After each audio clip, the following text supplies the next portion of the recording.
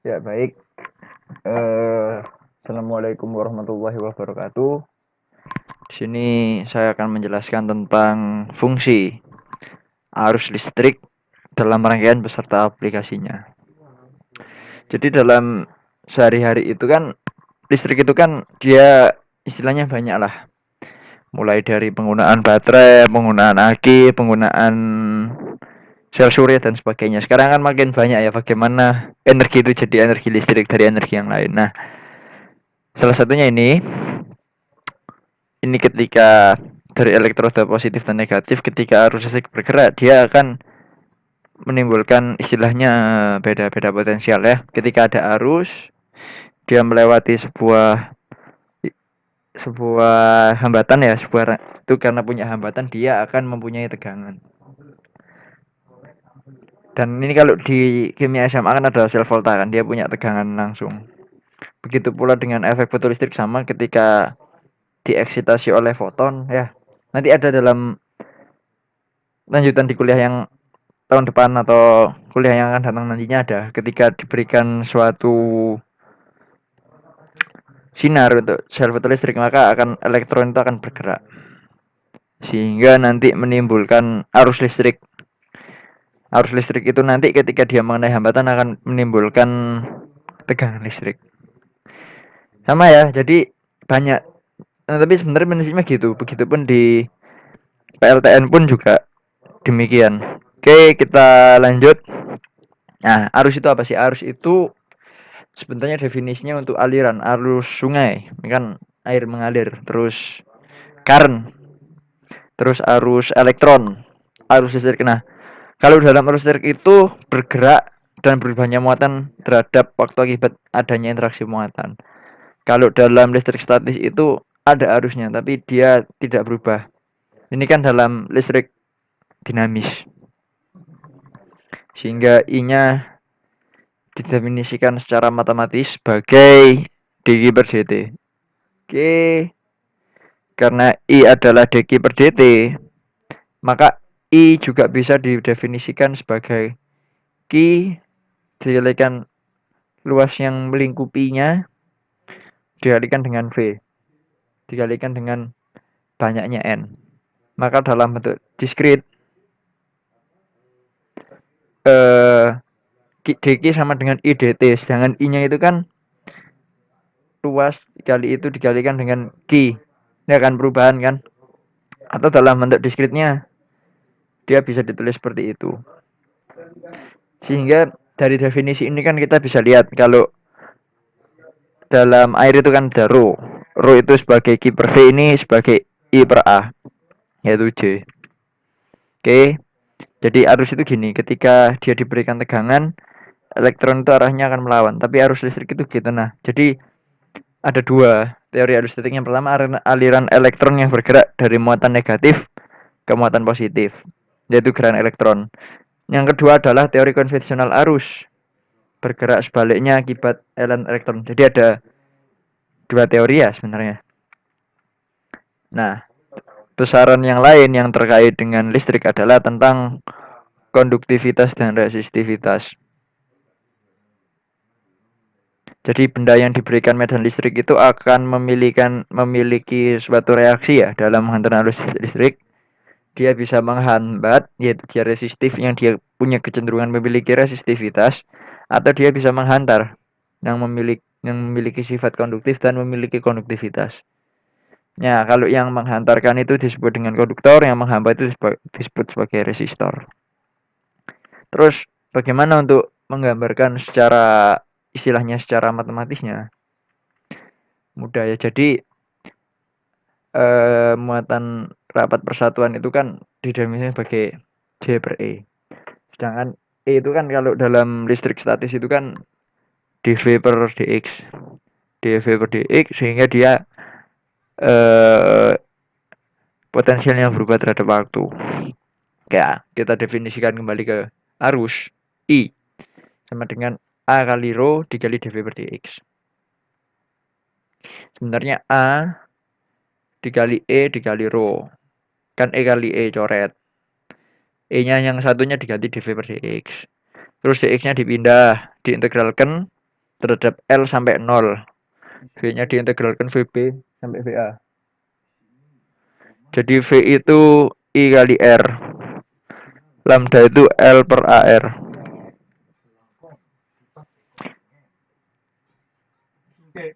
Jadi itu ya, kalau terkait konduktivitas itu nilainya itu, di mana T-nya sendiri adalah L dikali A per R. Nah, dari situ kan I dikali L, terus A per R-nya taruh di sebelah kiri, dibagi jadinya VI kali R. Dapatnya dari situ. Nah, terus apa kalau resistivitas itu? Resistivitas itu dia sebaliknya ya.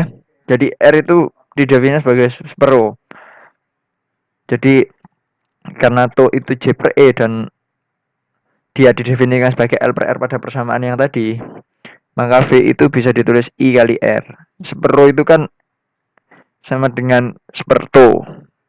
Nah, jadi dari definisi secara matematis ini dia menggambarkan bahwa arus listrik dan arahnya dengan reaksinya terhadap benda secara fisis itu dia berbanding terbalik.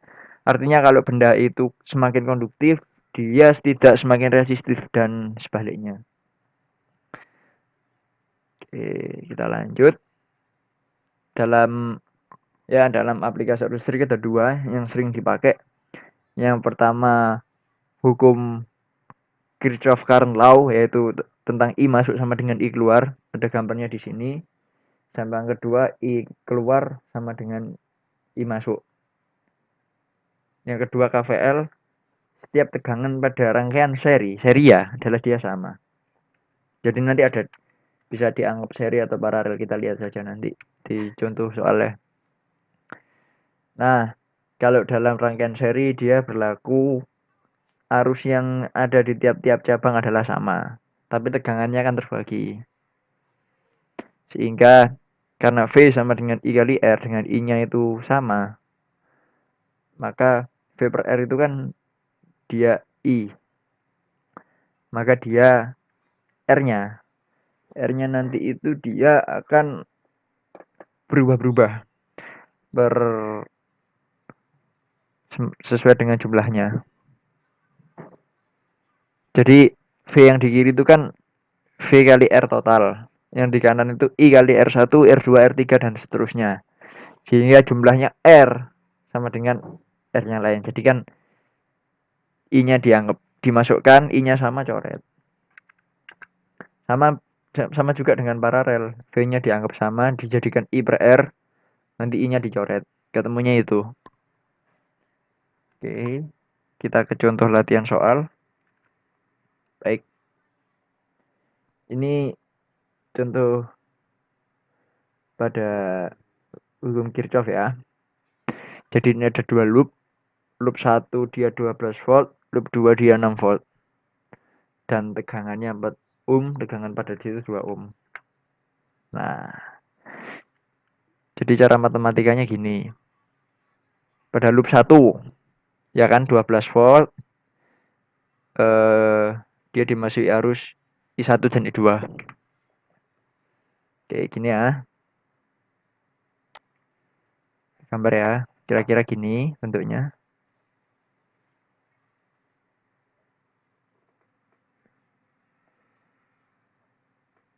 Gini.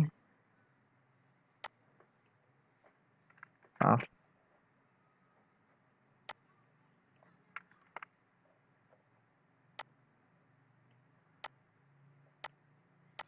Oke, maaf ya jelek. Jadi gini, ini harus.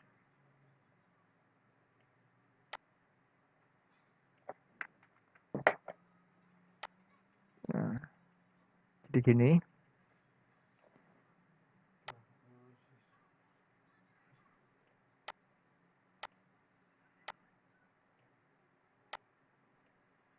Oke, baik. Arah arusnya itu dia mana ya?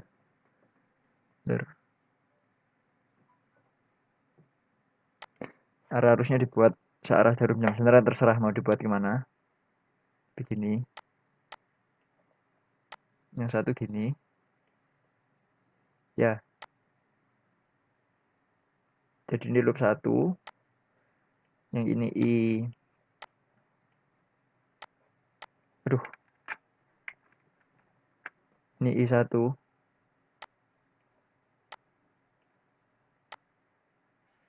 Ini I2.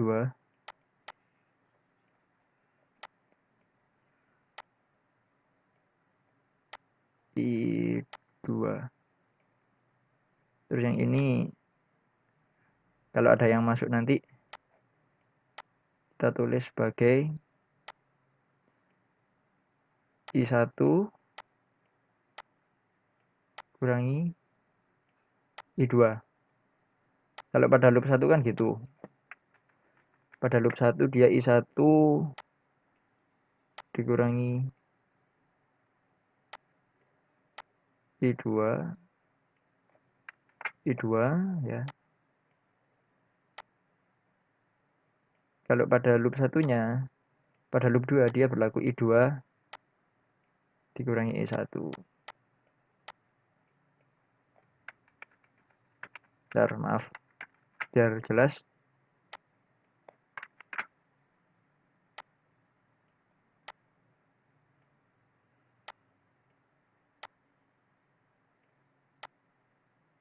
I2 kurangi I1.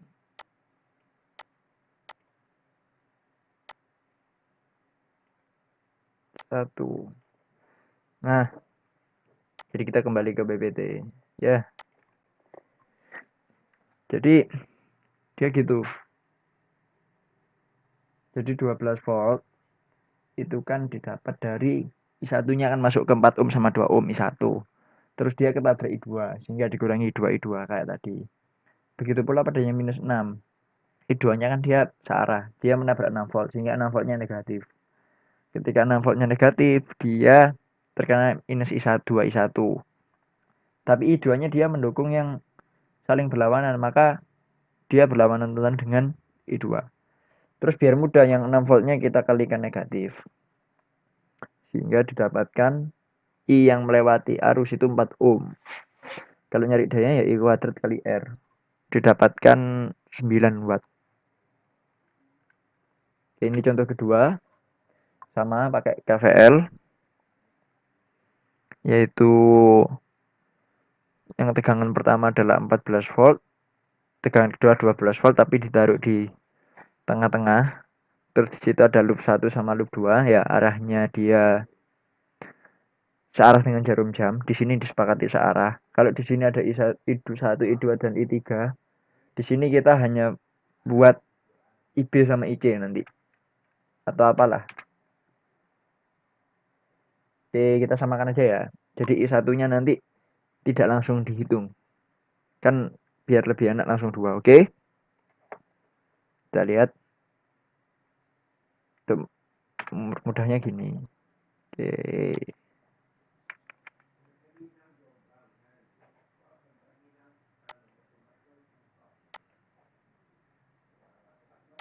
Oke, kita buat baru. Jadi gini.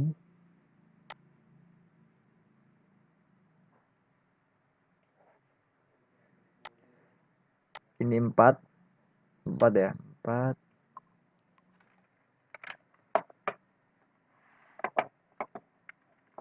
Jadi ini 4 ohm. Terus ini ada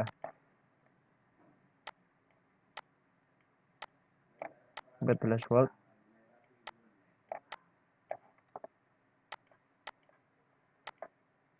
Volt.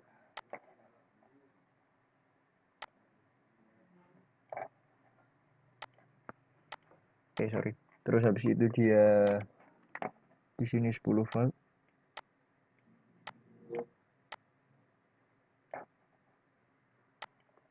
Dia 10 volt. Oh, di sini ada 6 volt ternyata.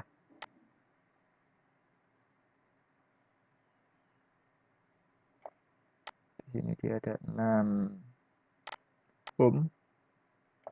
Yang di sini 10 volt. 10 volt ya. Terus ini turun.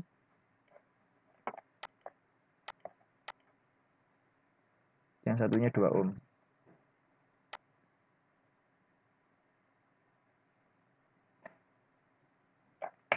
Yang ini I2.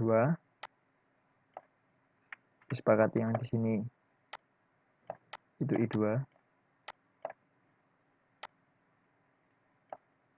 Yang di sini dia I3. Jadi kalau pada loop 1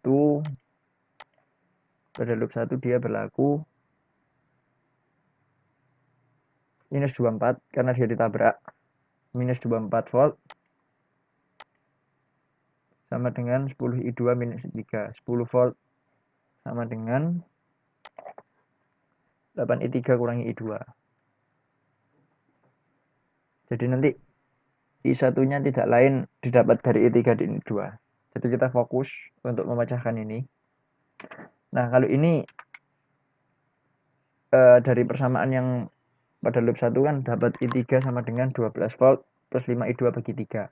Terus disubstitusi ke persamaan 4. Jadi 4 kali 3 ini ya. Habis dikali 3 semua. Jadi dapatnya yang ini 15 volt sama dengan 48 volt plus 20 I2 tambah 92. Nah, ini loh. Jadi 33 volt itu kan dia minus 11. Nah, jadi kalau arahnya negatif, dia melawan loop tadi. Jadi sebenarnya arahnya bukan melawan arus tadi, tapi dia sebenarnya terbalik. Negatif itu menandakan kalau arahnya dia terbalik. Oke, I3-nya nanti ketemu 1 ampere. Terus dari hukum Kirchhoff itu kan didapat I1 plus I2 sama dengan I3. Sehingga I1 sama dengan 2 ampere. Dikurangi tadi ya, I3-nya tadi tidak lain adalah 1. I2-nya tidak lain adalah minus 3. Jadi sebenarnya adalah selisihnya. Selisihnya itu 2 ampere. Dan gitu ya, minus 3 sama minus 1 ya. Minus 3 sama minus 1 minus 2. Berarti arahnya dia I2-nya kebalik juga. Berarti arahnya harusnya dia bukan ke kanan ya, dia ke kiri. I1-nya juga ke kiri berarti. Arahnya ke sebelah kiri sana. Oke. Kita lihat yang ketiga ini voltmeter ya, diberikan pada salah satu resistor 3 resistor yang disusun secara seri dan menunjukkan 35 volt untuk resistor yang paling kecil. Kemudian dipasang sebuah ampere meter dan menunjukkan 5 ampere. Tentukan beda potensial pada sumber apabila perbandingan resistor adalah 1:2:3. Oke. Kita gambar dulu. Ya. New. Don't save. Jadi gini ya. Ini ampere meter A. Terus ini R1.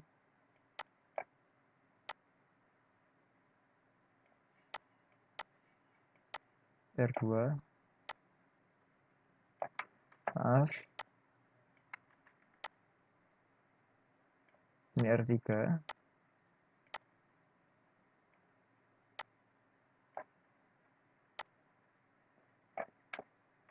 Di sini dipasang ampere meter.